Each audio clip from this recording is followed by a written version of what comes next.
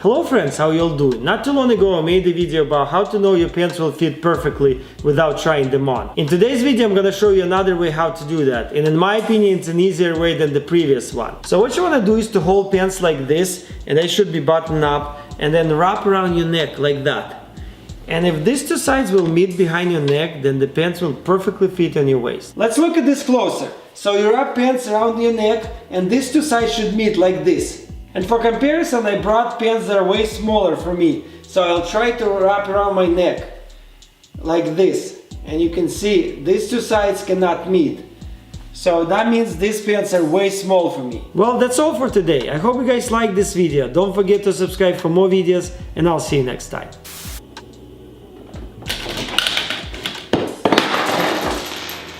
Пение.